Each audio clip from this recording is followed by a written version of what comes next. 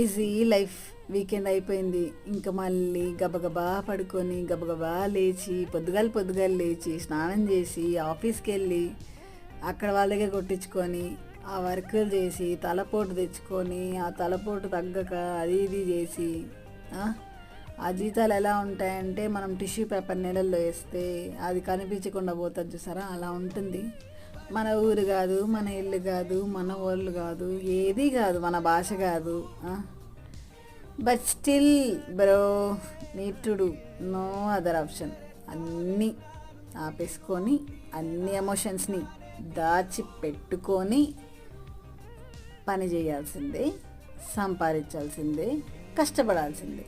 వేరే ఆప్షన్ లేదు బ్రో.